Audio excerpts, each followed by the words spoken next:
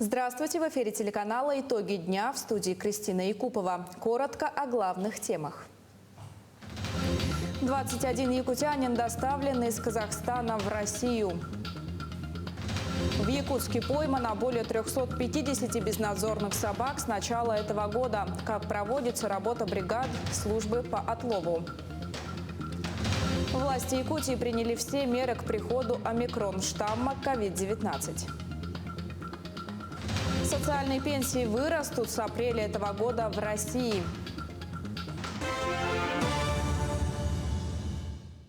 Часть якутян, находившихся на территории Казахстана, где продолжаются беспорядки, вернулись в Россию. Их вместе с другими гражданами страны накануне доставили в Москву специальным рейсом Минобороны России. Тему продолжит Власий Сергеев. Для помощи якутянам, желающим покинуть территорию Казахстана, была открыта горячая линия, куда в числе первых обратились родители студентов Международного университета Алматы. Якутяне не смогли вылететь, так как местный аэропорт закрыт. В итоге принятых мер 12 студентов специальным рейсом Минобороны России вчера были доставлены в Москву, где им оказали дальнейшую поддержку. Для 12 человек постоянным представительством был организован хостел. Машинами их поспредства встретили, то есть машинами обеспечены. И централизованно организована бронь для наших студентов в количестве 12 человек. И сегодня мы ожидаем на рейсе авиакомпании «Якутия» 15:40 по московскому времени вылет из города Москва по рейсу Москва-Якутск. Отмечается, что 9 января в Москву военными самолетами прилетели 1422 российских гражданина. Еще 14 россиян военные доставили в Екатеринбург. Все спокойно восприняли, все спокойно перенесли. Мы знаем, что все хорошо пройдет. Да. Обо всем позаботились, нас доставили, привезли в целости и сохранности. Организовали все так вот оперативно, хорошо. Не знаю, я с военным бортом. Я с комфортом, с моими большими этими, у меня в гражданских проблема летать. Тут ноги как захотел, так и вытянул. Супер. Нормально все было. Хоть на метле, но домой. Помимо студентов на самолете Минобороны России в Москву прибыли 9 якутян, в числе которых 7 туристов и 2 граждан, постоянно проживающих в Казахстане. Известно, что вылета на родину ждут еще 38 якутян. Самая главная наша задача, конечно же, это поддерживать с ними связь, наладить контакт с родственниками, конечно же, оказывать помощь в решении тех или иных, в том числе и бытовых вопросов пребывания в Казахстане. В этом нам помогают очень сильно наши соотечественники якутяне, которые проживают в Казахстане, в том числе и доставка продуктов, деньгами помогают, и в том числе и предоставлением автотранспорта для передвижения по городу.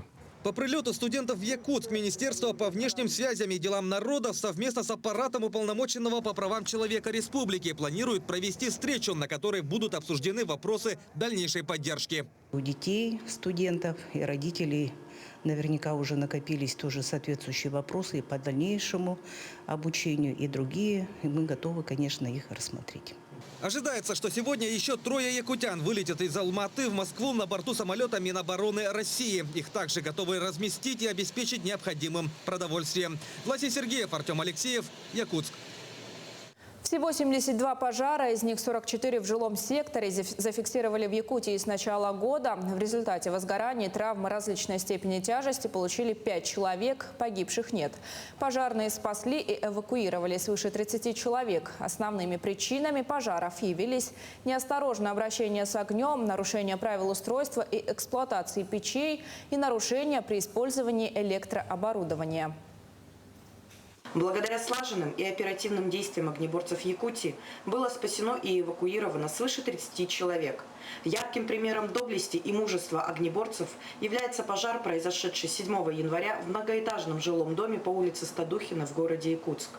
На ликвидацию данного происшествия привлекались 5 единиц боевой техники и 51 человек личного состава Якутского пожарно-спасательного гарнизона.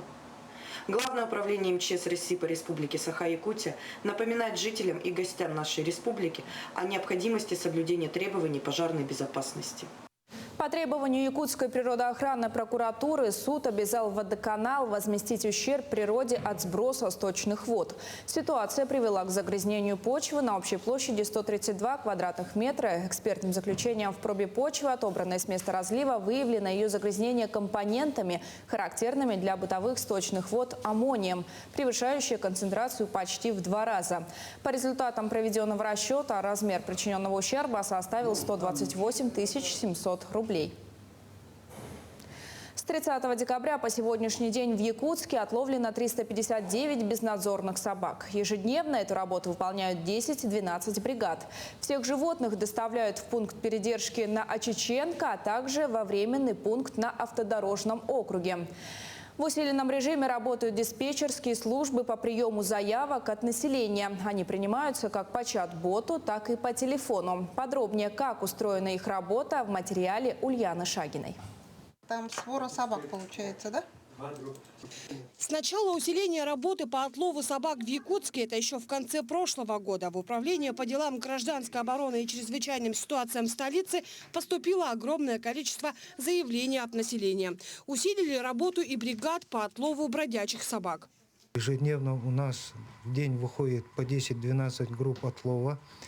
Данные группы отлова усилены работниками окружной администрации, а также подветственных учреждений. Плюс к этой работе привлечены работники МВД Якутская, ГБУ служба спасения республики и других предприятий. При этом хочу отметить, что первые дни заявок от жителей было очень много. За дни работы чрезвычайных ситуаций количество заявок заметно уменьшилось. В день тогда поступало до 400 заявлений от граждан. Сейчас их стало в разы меньше. Тем не менее, эта работа не прекращается. Основной поток заявлений с фотографиями и видео с бродячими животными поступает на специальный чат-бот по номеру WhatsApp. Сейчас вы его видите на своих экранах. Номер можно сохранить в телефоне и, увидев собаку, незамедлительно предупредить специалистов. Ну вот автодорожный, центральный. Сайсарский тоже много. Подробно пишут, где, возле чего находится, под домом. Все указывают заявители. Но если не указывают, мы уточняем. Какой адрес. Где видели, да? Да.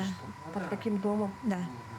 В сообщениях советуют указать не только район, где вы увидели собаку, но и постараться точнее указать рядом стоящий дом, гараж или другое здание. Ведь собаки невероятно умные и хитрые животные, так что поймать их задача не из простых. А такая информация поможет быстрее найти собаку. Помимо чат-бота, куда поступают ватсапные сообщения от горожан, отрабатываются и телефонные звонки по безнадзорным животным. Все эти заявки здесь в службе ИДДС обрабатываются тщательным образом и направляются уже в бригады по отлову собак. На сегодняшний день на 12 часов только в ИДДС уже поступило около 30 телефонных звонков от горожан. Все отловленные собаки передаются в пункт передержки по улице Очиченко, где сейчас идет работа по его расширению.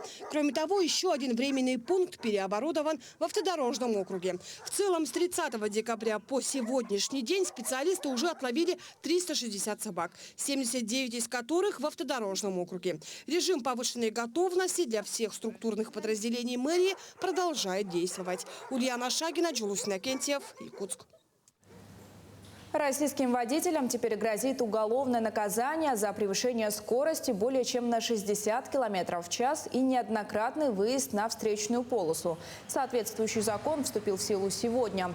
Согласно нововведениям, за превышение скорости и повторные выезды на встречную полосу на нарушителя может быть наложен штраф от 200 до 300 тысяч рублей. Кроме того, злостным лихачам грозит лишение свободы сроком до 2 лет. При повторном нарушении срок наказания может вырасти до 3 лет, а размер штрафа составит уже от 300 до 500 тысяч рублей. Замруководителя регионального оперштаба Ольга Балабкина рассказала о том, как республика готовится к возможному приходу штамма омикрон. Приняты все меры. Скорость его распространения более высокая, чем у дельта-штамма. Принимаются превентивные меры, чтобы система здравоохранения выдержала, сказала Балабкина на брифинге. Ранее в Якутске открыли обсерватор для тех, кто прибыл из стран, где выявлен штамм омикрон. При острых признаках острых респираторных заболеваний и вообще при признаках острых респираторных заболеваний в обязательном порядке предлагаем вам вызывать поликлиники по месту жительства, которые обязаны взять соответствующие, в том числе тест и на новую коронавирусную инфекцию. В случае отказа медицинских работников взять непосредственно этот тест, необходимо сразу обращаться на горячую линию Министерства здравоохранения Республики. На настоящий момент оперативным штабом под руководством Айсена Сергеевича Николаева, главы Республики Саха-Якутия, принято решение об обязательной дезинфекции пространств, в которые сейчас у нас заходят дети, и об усилении контрольных мероприятий по соблюдению тех требований, которые предъявляются с точки зрения того, чтобы не распространять и уменьшить риск заболеваний новой коронавирусной инфекции у детей, которые возвращаются с новогодних каникул. Между тем, основной подъем заболеваемости коронавирусом прогнозируют в феврале. Единственный способ надежно себя защитить – это вакцинация. Как работают прививочные пункты и какие препараты есть в наличии в республике, расскажет Мадина Халикова. Вирус стал заразнее и распространяется быстрее. Третий год мир живет в условиях пандемии коронавируса. И формы инфекции постоянно мутируют. Не успели люди оправиться от тяжелой дельты, как ей на смену пришел более контагиозный омикрон. И пока в Якутии его еще нет, но после длинных выходных вероятность завоза не только из-за границы, но и регионов очень высока. Специалистами в ближайшее время прогнозируется рост заболеваемости, вызванной новым штаммом омикрон. Этот штамм будет характеризоваться преимущественным поражением иммунной системы, очень высокой заразностью и способностью к быстрому распространению, что, конечно, может вызвать перегрузку системы здравоохранения. После осенней волны заболеваемости сейчас идет значительный спад, и тому причина – высокие темпы вакцинации. Жители республики даже в новогодние праздники проявляли ответственность и приходили в прививочные кабинеты, которые не прекращали работу. В праздничные дни мы работали ежедневно с 9 до 3. Средний темп вакцинации у нас был. За вообще новогодние праздники мы вакцинировали около 400 человек. На данный момент все вакцины у нас в ковид Гамковид-Вак, Спутник Лайт, Эпивак Корона и Ковивак. Призываю население вакцинироваться, так как идет очень опасный штамм ковида. Это получается омикрон штамм. Да? После вакцинации, конечно, защита будет намного лучше. Нельзя забывать и о ревакцинации. Проводить ее нужно спустя 6 месяцев после получения прививки, либо перенесенного заболевания. Кроме того, уже есть случаи одновременного заражения коронавирусом и гриппом, что характеризуется резким подъемом температуры и потерей вкуса и запахов. Это обычная практика уже. Микс инфекций разных ОРВИ и новой коронавирусной инфекции. В общем, клиника ничем не отличается от новой коронавирусной инфекции и от гриппа. Симптомы схожи и выявляются в основном только лабораторно. В феврале мы ожидаем подъем заболеваемости, и сейчас самое подходящее время получить вакцину и выработать иммунитет. Чтобы остановить распространение коронавируса и вернуться к нормальной жизни, необходимо, чтобы привилось 80-90% населения. Сейчас в республике этот показатель чуть более 70% среди взрослого населения. Прививочные пункты ежедневно работают во всей республике. Записаться можно как по телефону, так и на портале госуслуг. Мадина Халикова, Григорий Охлопков, Якутск. Тем временем эпидобстановка в Нерюнгринском районе относительно благополучная. Заболеваемость снизилась по респираторным инфекциям в 4 раза, по коронавирусу в 2 раза по отношению к последней неделе прошлого года. За время каникул ковидом заразились 1 ребенок и 34 взрослых. По словам специалистов Роспотребнадзора, снижение детской заболеваемости стало возможным благодаря разобщению коллективов и отмене массовых мероприятий. Но расслабляться нельзя. На территорию нашей страны заходит новый штамм, который по своей контагиозности значительно превосходит все предыдущие штаммы новой коронавирусной инфекции. Он поражает полностью те коллективы организованные, в которые попадает. Сейчас самое главное – это, во-первых, отнестись серьезно к соблюдению всех противоэпидемических мер. Ну и в обязательном порядке следует отметить необходимость прохождения вакцинации всеми гражданами, которые действительно подлежат вакцинации. Это у нас практически все взрослое население. И своевременной ревакцинации. А в Алекминском районе ситуация по коронавирусной инфекции стабилизируется. Общее число пациентов на стационарном лечении – 7 человек. Праздничные дни для Алекминской центральной районной больницы прошли достаточно спокойно. Между прочим, значительное число алекминчан использовали эти дни, чтобы пройти вакцинацию. У нас получает лечение 7 пациентов, из них 3 в ковидном, то 4 в провизорном отделении. Амбулаторное лечение получает 19 человек, но здесь этот период с 31 по 9 января, за этот период. На сегодняшний день процент вакцинации у нас на сегодня утром мы достигли уровня 70% от общего числа взрослого населения, но здесь и входит и ревакцинация. За эти выходные новогодние с 31 по 9 у нас где-то больше 700 человек по району привились. Петербургские ученые использовали паутину для создания медицинской нити. Подробности в следующем сюжете. По словам инженера и аспиранта учебного заведения Анастасии Крючковой, из нити пауков-птицеедов ученые получают новые гибридные волокна, а также материал, который после преобразования может быть использован в медицине. На самом деле очень уникальный материал, помимо того, что она суперпрочная и одновременно эластичная, она еще и биосовместимая. То есть это очень перспективный материал для различных биомедицинских приложений. Из нее можно делать хирургические нити, какие-то ранозаживляющие повязки, и также различные структуры для регенерации тканей. Руководитель научно-образовательного центра химии и биологии в университете ИТМО, доктор химических наук Павел Кривошапкин, в свою очередь заявил, что для практического применения паутины имеет значение комбинация свойств. В первую очередь, то есть это комбинация свойств. Мы прививаем новые свойства для природного полимера, у которого, значит, они не могут быть. Мы можем, соответственно, таким образом создавать новые материалы, которые будут обладать необходимой механической прочностью, эластичностью и, соответственно, комбинацией вот перечисленных свойств. Кривошапкин также заявил, что ученых не смущает скепсис в отношении масштабного производства паутины, которое пока затруднено по сравнению с шелком тутового шелкопряда.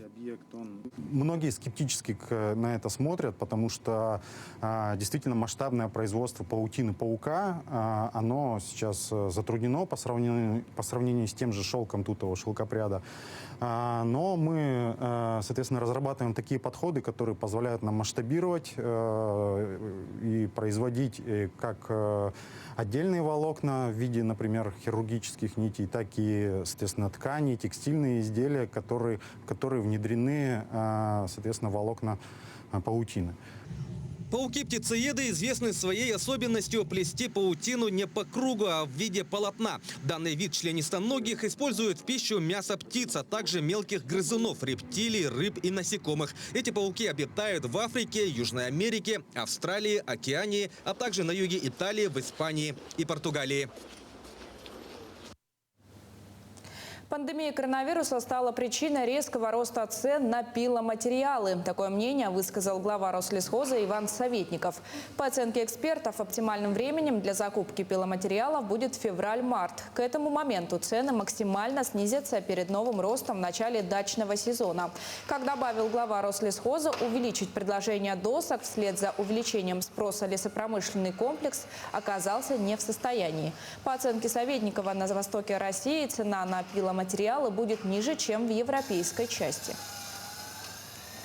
Фермерам разрешат строить дома для своей семьи на сельскохозяйственных землях. Закон вступает в силу с начала весны. В то же время для защиты сельских земель от массовой застройки жильем вводится ряд ограничений. Так, дом может быть только один, не выше 3 этажей и площадью не более 500 квадратных метров. Кроме того, площадь застройки под домом должна составлять не более 0,25% от площади земельного участка. То есть речь идет об участках примерно от 8 до 20 гектаров. Дополнительные полномочия получат и региональные власти. Они смогут определять муниципалитеты, на территории которых строительство фермерских домов запрещено. Сегодня 52-летие отмечает якутская ГРЭС. В эту дату в 1970 году был произведен пробный пуск газотурбинной установки, положившей начало современной энергетической промышленности в Якутии. Продолжит тему Саргылана Неустроева. 10 января 1970 года якутская ГРЭС выработала свои первые киловатт-часы электроэнергии. Впервые в условиях вечной мерзлоты была построена крупная газотурбинная электростанция. Строили ее более 1500 человек, но это только начало. Процесс модернизации предприятия постоянный. Так, в 2017 году заработала вторая станция, позволяющая покрыть потребности в электроэнергии всей республики. Более того, к 2026 году постепенно ГРЭС-1 выведут из эксплуатации. Ей на смену придет вторая очередь ГРЭС-2. 330, да, установленная мощность, практически 9 улусов мы покрываем полностью, да. Еще работаем в энергетической системе Востока, да, с 2018 года. Дальше уже там к 30 году будет еще одна станция, уже вторая очередь на ГРЭС-2 строится. То есть, в принципе, вот этот баланс необходимой электроэнергии поддерживается, чтобы покрыть полностью все потребности республики. Важно отметить, что основным топливом станции является природный газ. Это не только дешево, но и в некоторой степени экологично. По крайней мере, по словам Сергея Дедюхина, на сегодня якутская ГРЭС обеспечивает более эффективную работу, чем так называемые зеленые станции. У нас углеродный след, то есть можно будет потом металл этот использовать, там, да, площадки можно будет для дальнейшего использования. А газ, он же экологичный, в принципе, для людей. Сегодня работу станции обеспечивают более 400 человек. Трудятся круглосуточно, без праздников и выходных. Сергей Дедюхин признается, сам не раз встречал Новый год на работе, но заскучать коллектив не дает. Елочка у нас стоит. Ну и, соответственно, приезжает правком, дарит подарки смене. Ну и поздравления от всех коллег. Всю ночь. Коллектив же у нас работают смены, они, в принципе, уже по много лет вместе работают, то есть сложившийся коллектив. Они работают вместе, отдыхают вместе, ездят. Праздники праздниками, а безопасность превыше всего. Каждый сотрудник станции – профессионал, готовый в любую минуту отреагировать на ту или иную ситуацию. Сложности все преодолимые. В основном это высокая степень ответственности должна быть. Вот. Она не каждому присуща, поэтому у нас костяк коллектива свой.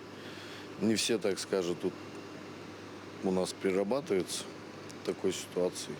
Мы проводим тренировки постоянные, постоянная работа с персоналом ведется, и они, в принципе, готовы к выполнению этих функций. История якутской электростанции, ее работа – это судьбы тысячи людей, жителей республики. Оценить ее вклад в развитие региона по достоинству значит признать, что за всеми сегодняшними достижениями Якутии стоит именно эта электростанция. Саргылана Неустроева, Григорий Николаев, Якутск. С 1 апреля этого года социальные пенсии и пенсии по государственному пенсионному обеспечению вырастут на 7,7%. Социальные пенсии получают люди, которые в силу разных обстоятельств не имели возможности выработать достаточно трудового стажа для получения страховой пенсии. В России социальные пенсии получают более 3 миллионов человек. Отметим, что также в стране существуют выплаты по государственному пенсионному обеспечению, которые получают порядка 700 тысяч россиян. Их выплачивают госслужащим, военным, гражданам в случае наступления инвалидности или потери кормильца при достижении установленного законом возраста, либо нетрудоспособным гражданам в целях предоставления им средств к существованию.